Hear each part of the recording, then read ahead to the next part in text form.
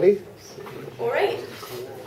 So, I have come to the definite conclusion that we need drugs. We need drugs to unleash our creativity. We need drugs to reveal our talents. And finally, we need drugs to achieve greatness. Many of you are probably thinking I'm crazy. But am I? Take, for instance, this coffee. It is my personal drug getting me through the day. LSD and caffeine. What is the difference? Is there a difference between a person using LSD to unleash creativity and a person using caffeine to activate their mind? Both are, in the long term, unhealthy. Both have negative side effects. So why is the thought of doing LSD crazy, illegal, and psychotic? But drinking a cup of coffee is simply a part of someone's everyday lifestyle. Both, according to WebMD, cause anxiety, insomnia, and increased heart rate. So whether you drink coffee like me, or take LSD like Jim Morrison, or smoke weed like Bob Marley, drugs are essential in a person's life, and in particular, in the unleashing of creativity and art. For those of you still disagreeing, I ask you, were individuals like Jim Morrison, Billie Holiday, and Amy Winehouse not talented? Were they not instrumental to rock, blues, and soul? Even outside of the music industry, it appears drugs were essential for writers such as Jack Kerouac and Hunter S. Thompson to write their literary masterpieces. I want you all to consider this. Without drugs, can a person truly use the utmost creativity that is withheld in the mind? Or could those I just mentioned be able to become as talented as they were without drugs? Initially, when I began to think about what I was going to do for this assignment, I had some struggles. For the past 2 weeks, I would sit with my novels, draining cup after cup of the drug that fueled my fruitless creativity, staring at my empty paper, all the while listening to the soothing, smooth voice of the great Billie Holiday.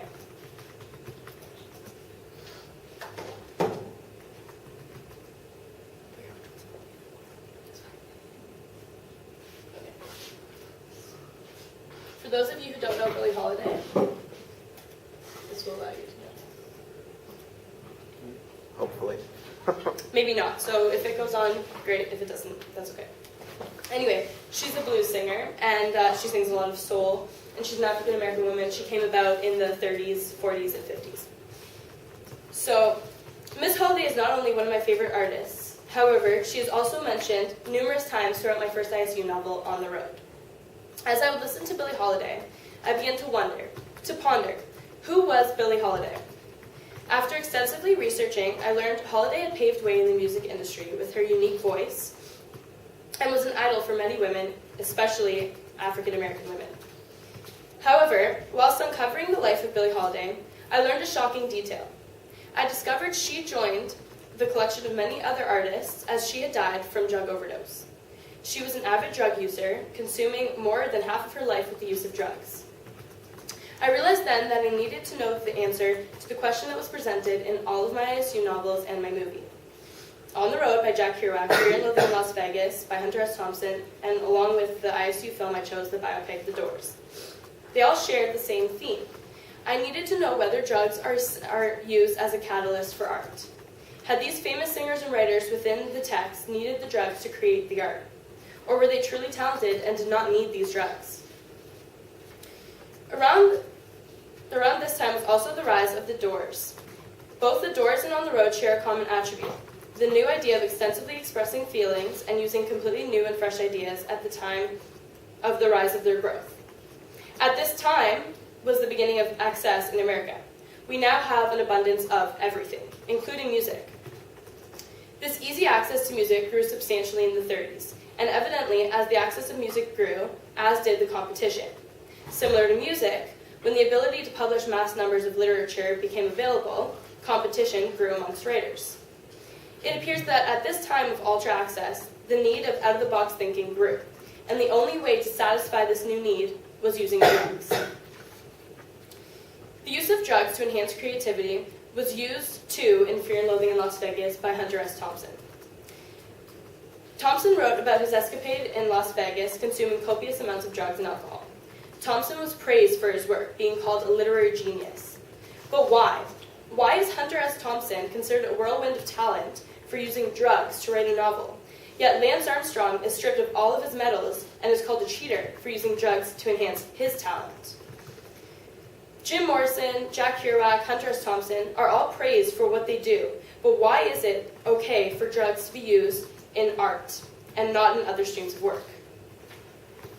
I don't know if this question can ever be answered, because it simply is how our society works. But when did society begin this tolerance towards drugs in art, but not in other aspects? Why has this tolerance become so hypocritical? Well, when Jack Kerouac wrote of his journey with legendary Neil Cassidy, it ignited a flame of soul-searching across America. In the novel The 50s in America, author Peggy Boshnick describes the Beat Generation. The Beat Generation revived the power of the spoken word through readings in coffeehouses and bookstores, which set the stage for the emergence of contemporary poetry.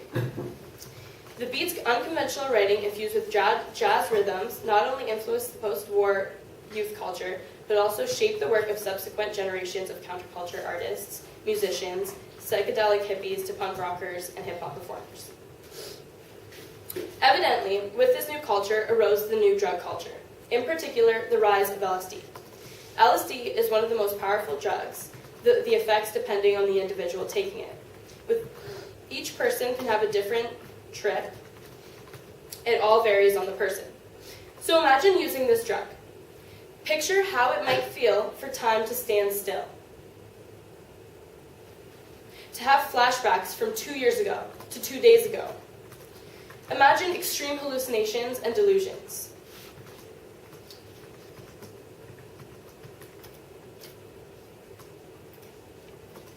I'm going to show you a clip from The Doors, which kind of describes how a trip might feel.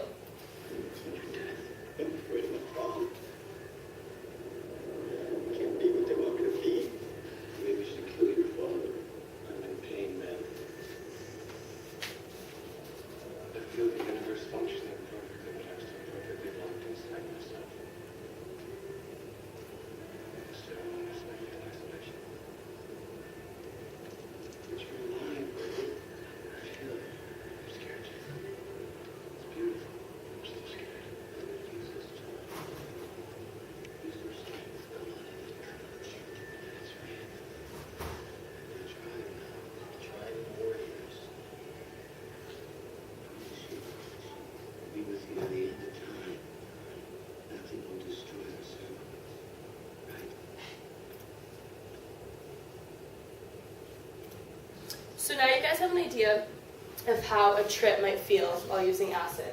That movie, I think, depicts it really well because it shows kind of how every flashback that they had from when they were a child was coming through. So that is how a trip with acid would feel like. At this point in the film, Jim Morrison takes his bandmates to the desert, and they take acid to get inspired and create music. Shortly after this trip that they make, Morrison is stopped and asked how he was able to make such a strong song shortly after they went on this trip.